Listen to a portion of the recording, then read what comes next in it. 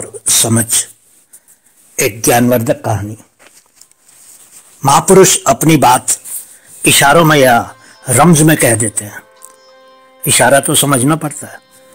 प्रकृति भी हमें बहुत सी बातें इशारों और संकेतों में ही कहती है। जैसे प्रकृति हमें बहुत से फल छिलकों में लपेट कर देती है। ये बात अलग है कि फल खाते समय छिलका हमें फेंक देना पड़ता है। हम फलों के छिलके नहीं खाते। केला, संतरा, लीची, आम और अन्य भी बहुत से फल हैं जो प्रकृति हमें छिलकों में लपेट कर देती है, छुपा कर देती है। बाहर से देखकर पता नहीं लगता है कि किस फल के अंदर कैसा होगा।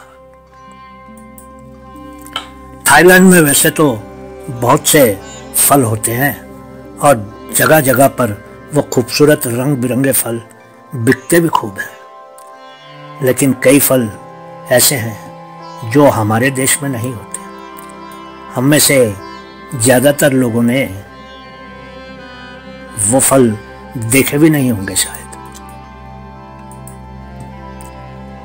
एक बार एक विद्वान धर्मोपदेशक ने मुझे एक कहानी सुनाई।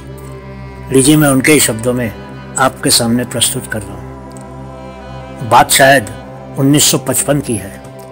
मैं पहली बार थाईलैंड गया था। मैं अपने एक मित्र के घर पर रुका था। जब मैं एयरपोर्ट पर उतरा तो रात के 12 बज रहे थे। वो मुझे वहां से उनके घर ले गए। उन्होंने मुझे कहा, पहले कुछ खा लीजिए, रात बहुत हो गई है, और फिर जहाज में आपने कुछ खाया भी होगा कि नहीं। नहीं, खाना तो मैंने खा लिया था जहाज में ही, बस पानी पी लूंगा अभी, और फिर एक कप चाय। अच्छा ऐसा कीजिए, पहले कुछ फल तो खा ही लीजिए, मेरे मित्र ने कहा। अगले ही पल मित्र ने मेरे सामने कुछ फल रख दिए। मैं हैरान था और मैं अपने मित्र का मुंह देखने लगा। मेरे सामने एक छोटी सी टोकरी में 4 बैंगन रखे थे। मैंने सोचा कि शायद वो लोग बैंगन को थाईलैंड में फल कहते होंगे।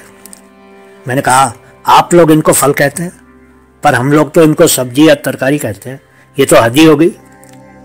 मेरा मित्र मेरा चेहरा देखने लगा और उसको लगा कि मैंने वो फल पहली बार देखा था, और था भी सही, क्योंकि मैंने बिल्कुल बैगन जैसा दिखने वाला फल पहली बार ही देखा था। मित्र ने कहा, खाइए। क्यों मेरी जुबान से कहलवाना चाहते हो? हम इनको बैगन कहते हैं और इनको पकाकर खाते हैं रोटी या चावल के साथ। इस देश में शायद लोग बैगन कच्चा ही खाते हैं, पर हम तो नहीं खाते हैं इनको बिना पकाए। मेरे मित्र ने उस फल को उठाकर हाथ में लेकर तोड़ा तो उसके अंदर से लीची जैसा गोल फल निकला। अब मैं समझ गया कि वो फल ही था, बैंगन नहीं। मैंने कहा, हद हो गई, मैं तो भ्रमित ही हो गया था। मैं तो इसको बैंगन ही समझ बैठा था। जैसे ही मैंने उस लीची जैसे फल को खाया, मुझे आनंद ही आ गया, क्योंकि अपने देश में आज तक खाए हुए किसी भी फल से भी ज्यादा मीठा और खुशबूदार था वो फल। उस फल में लीचियों से ज्यादा मिठास और रस था। तभी मैंने मित्र से कहा, हद हो गई है। ऊपर से इस फल को प्रकृति ने कितना कुरूप बनाया है, पर अंदर बहुत ही मिठास और स्वाद है, बहुत ज्यादा मीठा है। प्रकृति बहुत सी बातें इशारों में, संकेतों में बताती है। इशारे या रम्ज का मतलब है पैक करके छुपा कर देती है। बहुत से फल खुले ही दे देती है, जैसे कि सेब, नाशपातियां वगैरह।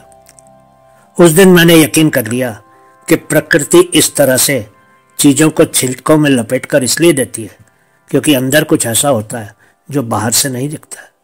आपने देखा होगा कि आम, केला, लीची जैसे फल बहुत ही मीठे और नरम होते हैं अंदर से, इसलिए प्रभु उनको आवरण में ढककर हम तक पहुंचाता है।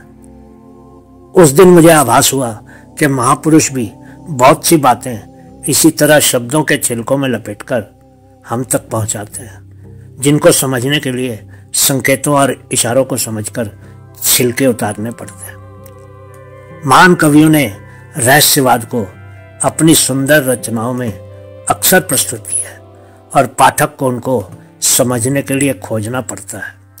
एक उदाहरण देखिए। कनक कनकते सौगुनी मादकता अधिकाए, वा खाए बौराए मन, वा पाए बौराए। या पहले कनक का मतलब है धतूरा, जो कि एक मादक नशीला पदार्थ है। दूसरे कनक का मतलब है सोना, गोल्ड।